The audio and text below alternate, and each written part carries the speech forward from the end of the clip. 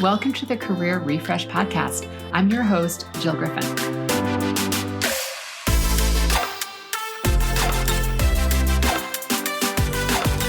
I'm a former media and marketing executive turned career strategist and executive coach. I spent my career working my way up and through the ranks of global organizations and startups, and today I show others how to do the same. Join me each week as we discuss the strategies and actionable steps to leverage your strengths, increase your confidence, and develop your career well-being. Ready? Let's do it.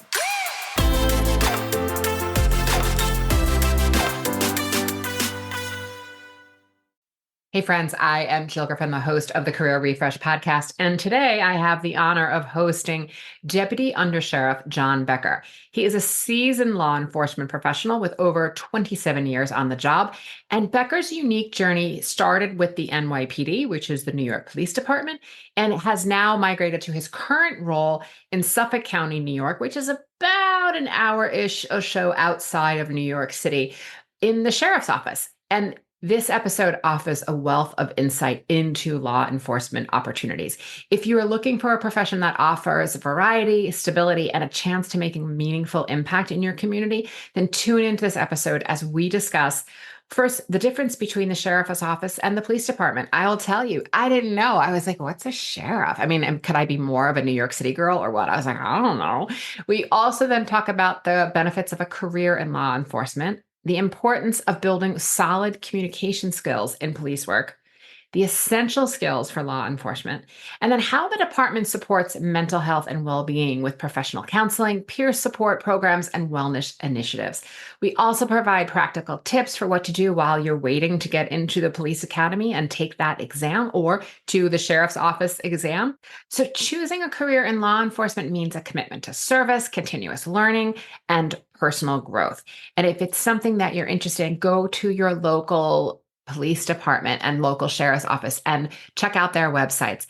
I'm dropping the links to Suffolk County and the New York area in the show notes here, but check out what's going on in your area, because there's also non-uniform positions in addition to positions that are uniform personnel that are available.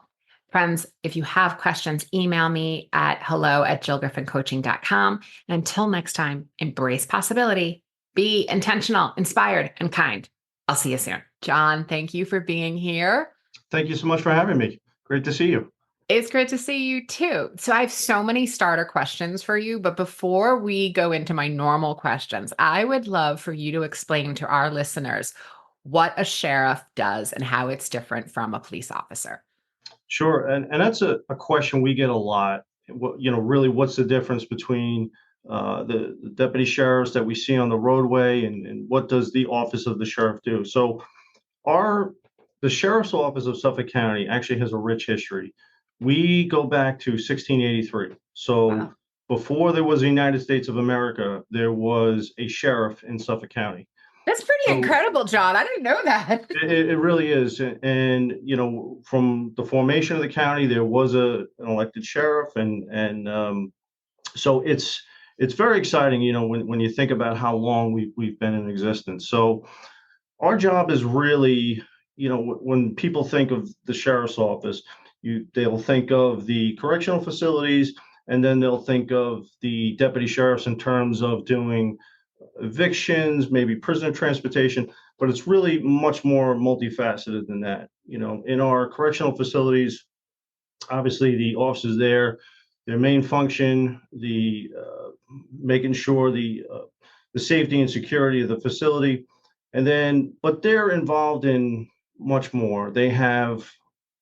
We have our Corrections Intelligence Center, where they're gaining all sorts of information from the prison population and sharing it with our law enforcement partners. So it's really exciting. We work with all of our federal, state, local partners, sharing information that we're able to obtain, which is it's a resource that really no other law enforcement agency has. So that's really, really exciting. Plus the correctional officers, they're in part of all sorts of task forces, federal, state as well, district attorneys, task forces.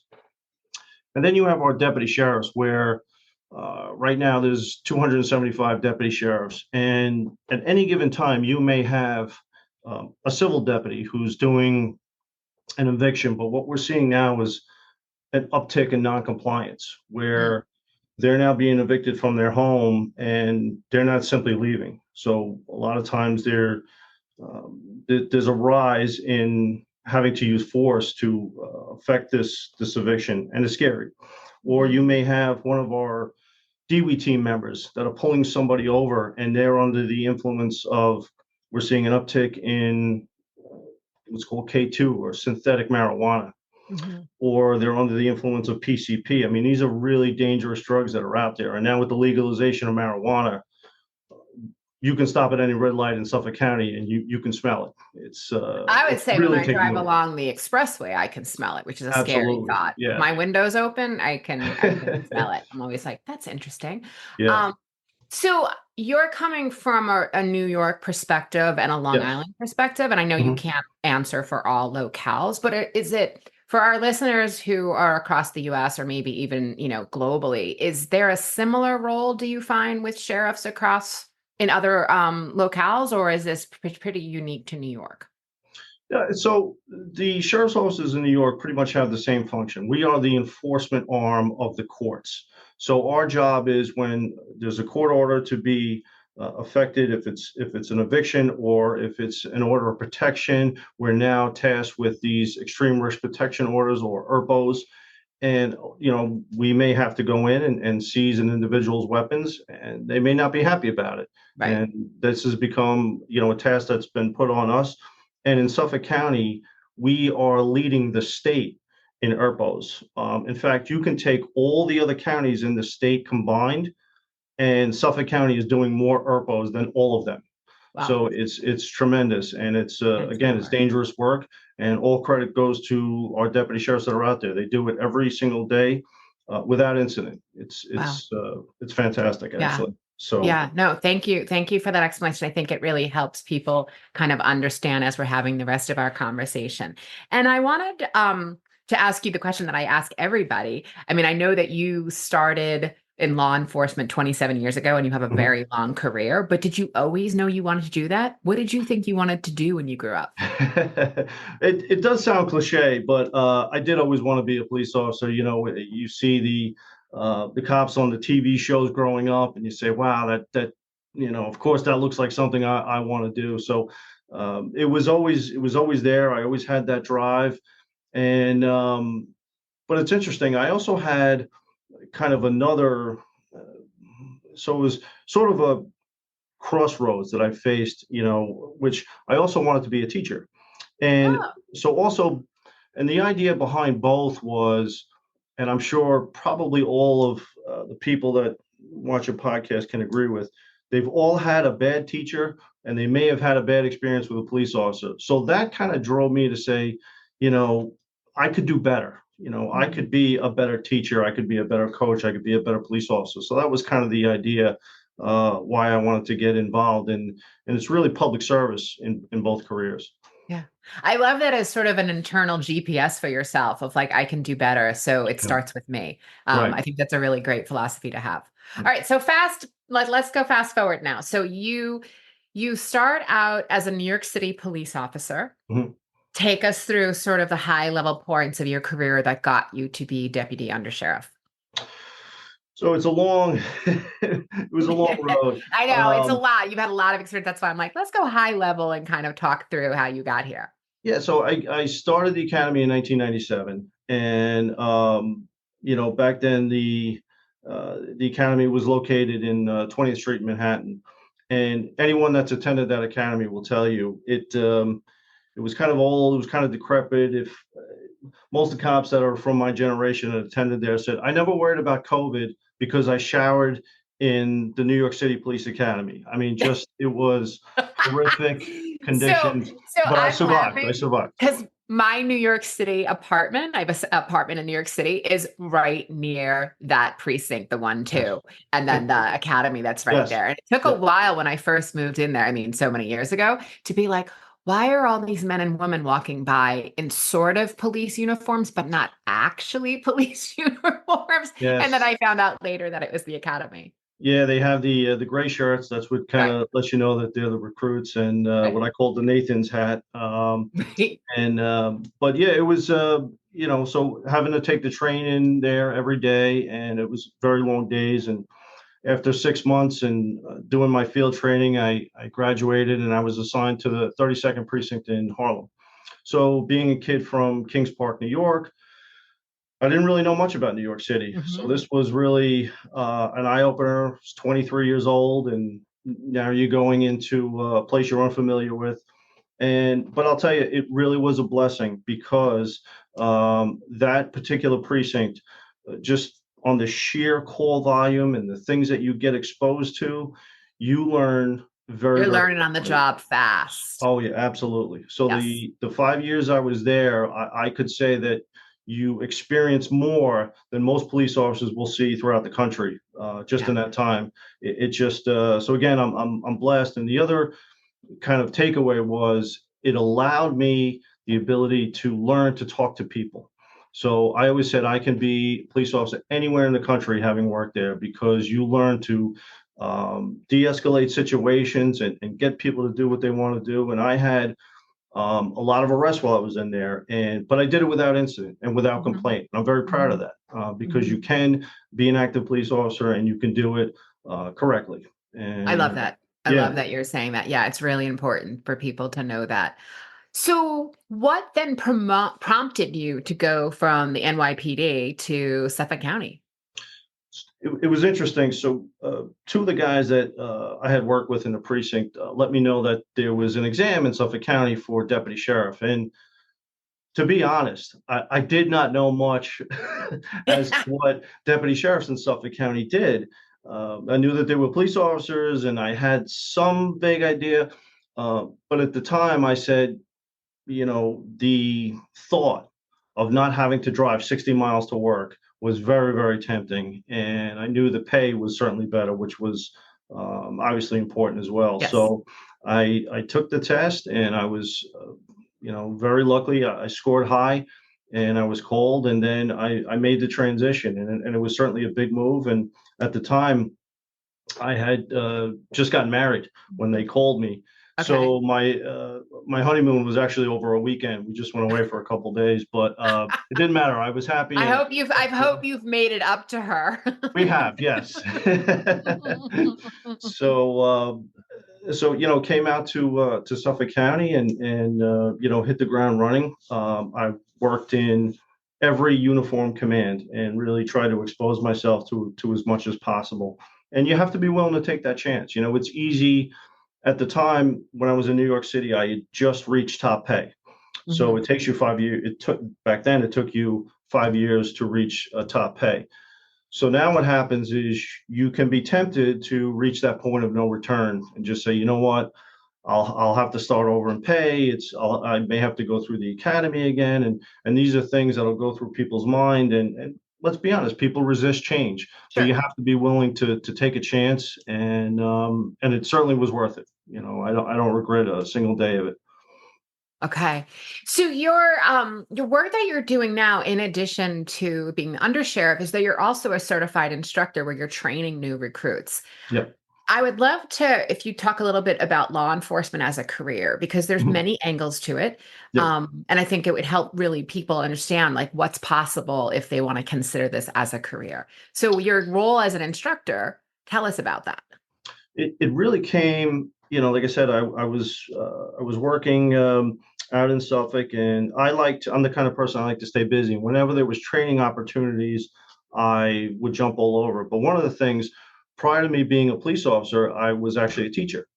I taught for a year at Bayport Blue Point School District, and I was I was called a I worked there every day, but it was a permanent substitute position. In other words, you work there every day, but you're actually paid per diem, and there's no health benefits or anything else. But um, I was assigned to a section where they had children who had troubles. They had pins warrants, they had mental health issues. Some of them had prior arrests already, and what was happening was they were having difficulty keeping teachers to stay in that classroom. New teachers were going in and they were like, this is too much, and I quit. So along comes the former wrestling coach, and they said, "Hey, we've got a position for you." So I was assigned there, and I loved it. And you have to balance between being tough and knowing when to listen, because these were high school kids Yeah. who have already seen a lot, more than most adults have.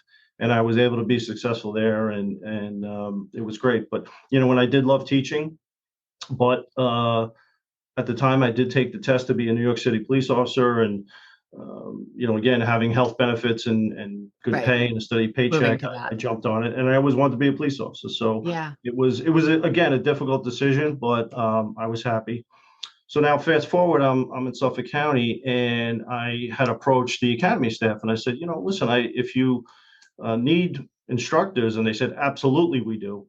So You didn't even because I finish your was sentence and they were like, yes, please. yes, sign here, and because I was already a certified teacher, it was easy, and right away I was teaching penal law, criminal procedural law, all on a variety of topics. And what I tried to do was bring in real world experiences into the classroom, because you can read from a PowerPoint, but you'll put people to sleep very quickly. Sure. And so you have to say, hey, here's what the law provides for, but here's a funny story of what happened to me back in the day, and how it translates. And I got a lot of really good feedback from people, not only in the sheriff's office, but I used to instruct different agencies, and they said, wow, that was a great story, and that really helps me remember the material. Oh, okay. So really putting that learning into action is what, everybody learns differently, but that learning Right. into action is what helps people Yeah. enormously. Yeah. So as you start to think about, anybody who's listening to this, whether they're thinking about going into law enforcement directly from either high school, or if they're getting some level of associates or college, or they're thinking about making a career change, Mhm. what are some of the both essential and I would say soft skills that people need, the hard and essential skills that people need in order to consider law enforcement? Biggest thing, and it's kind of disturbing to me, because I even see it in my own kids. I call them kids. They're they're older now, but they're still my They're kids. rolling their eyes at you right now. Yeah, but there's too much reliance on the iPhones, and looking people in the eye, having conversations with them. I see with this younger generation, what they need to work on is their interpersonal skills, their ability to, especially if you're going to go into law enforcement. Now you have to have a command presence, the ability to get people to do what you want. And if you're looking down or you seem unsure of yourself, again, you're not always dealing with the best of society.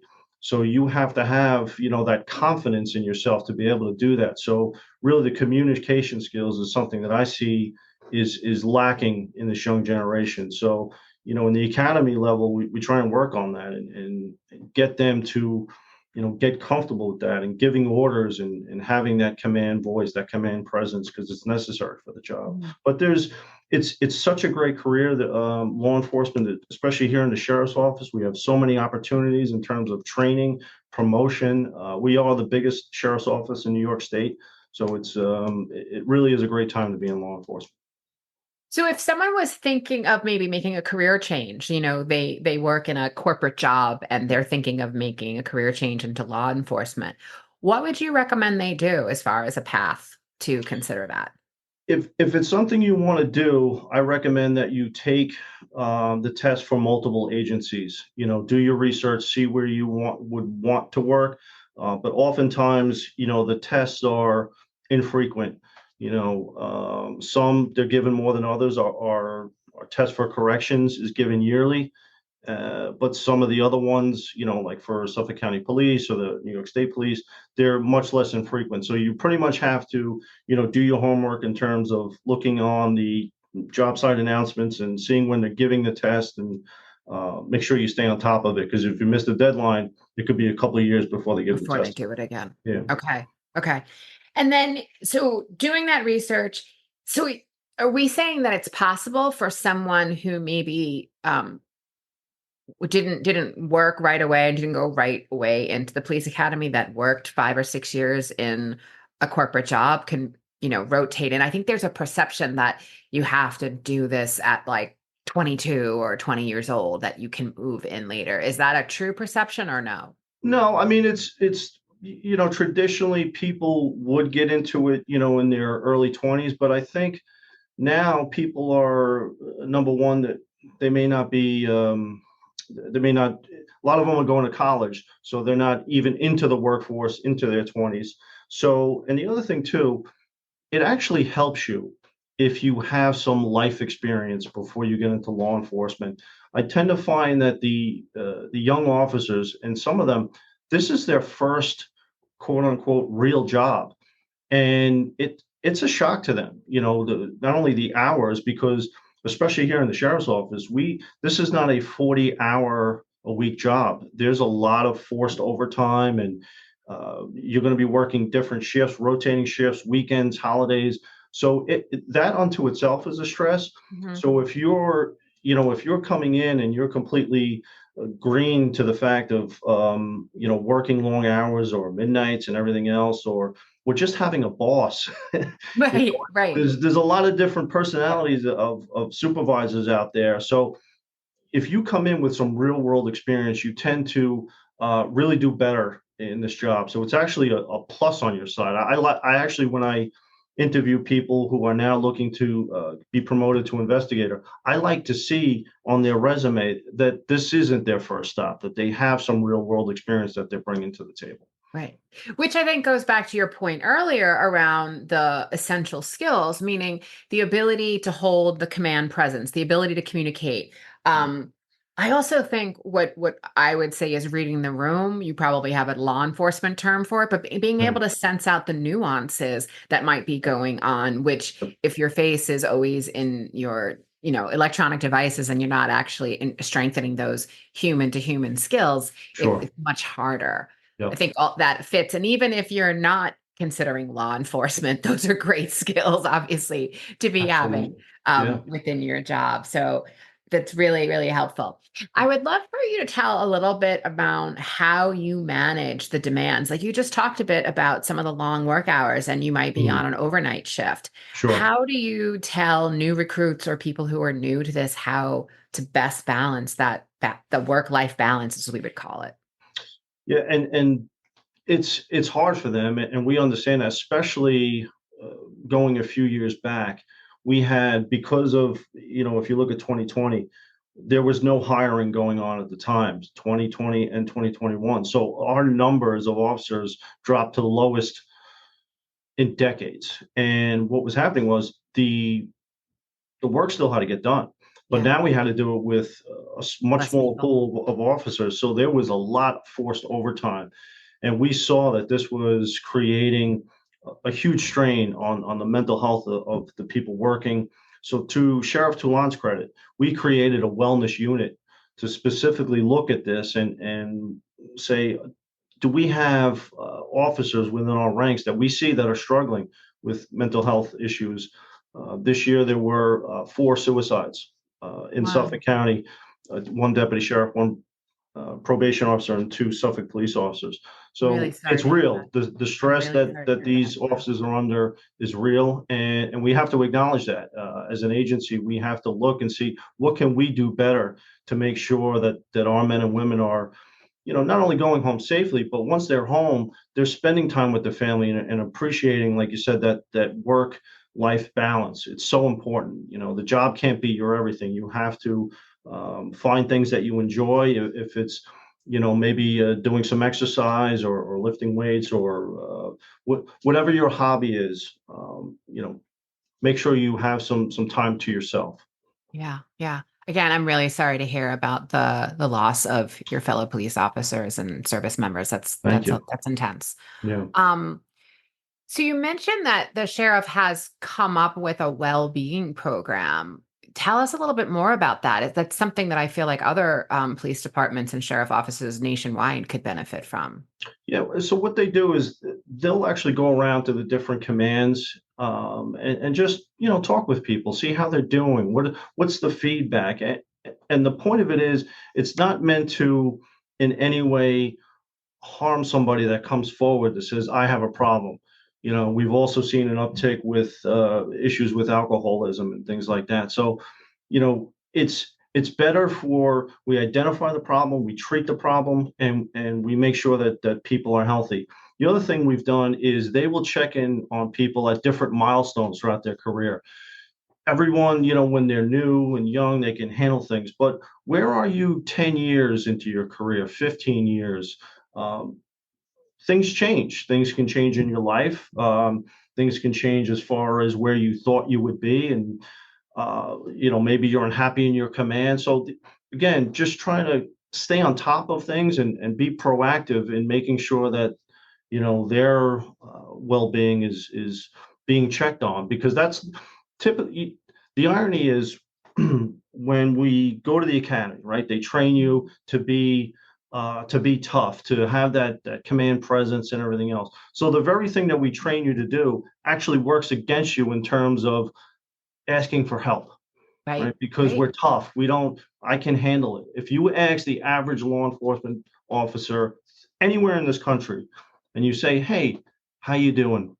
They're going to say, I'm good." Right. I'm good. That's I'm all fine. you're going to get out of them. Yeah. And they very well may not be. And Right. that's the barrier that we try and break down and say, hey, if you need to talk to someone and normalize that. It's a culture shift, but Yeah. we're committed to it. Okay. So the last question I have for you, which, either for taking the exam or waiting to take the exam, or for waiting for the academy to start, what advice would you give people who are in that hallway, that waiting zone? What should they be doing as they wait? Well, the biggest thing is we lose a lot of people on the physical agility. Okay. So, every single day, even if it's, try and do some kind of exercise, some jogging, some push-ups, sit-ups, get yourself prepared. Because the worst thing is where you go through the whole process and everything looks good, and then, you don't pass the physical agility, because that's an important piece, unfortunately. So we've actually even have, um, when we know we have a pool of candidates coming up, we offer a mock agility. So we'll Mm, put you through the test. It's not recorded or anything, but just so you know where you stand. Maybe you are short a little bit on the sit-ups or on the run or whatever it is. So what you need to work on. And hopefully that's going to help us in terms of recruitment, because again, we need the young people involved to be excited, to be motivated about joining law enforcement. So we want to do everything we can to assist them in getting through the process. I think that's the perfect place to leave it. So thank you so much, John. I really appreciate you having this conversation with me and letting people know about the various opportunities in law enforcement. Anyone listening, as always, you can send me questions to hello@jillgriffincoaching.com. We will get them to John. He will answer them. We'll probably even get him to come back if we have questions, because again, we want a robust society that has strong and robust people coming into law enforcement. So thank you for that. All right. I will see you soon, John. Great. Thank you so much for having me. Great seeing you. Hey, thanks for listening to the Career Refresh podcast. If you're enjoying this and you want more information, go to my website, jillgriffincoaching.com. There you can find information on how to work with me one-on-one, or my group programs, or even bring me into your workplace. I'll put the link to my website in the show notes. But hey, listen, before you go, do me a favor, rate and review this podcast, because it definitely helps me get the word out to people everywhere so that they can also thrive in the workplace. All right, friends, I appreciate you. I'll see you soon.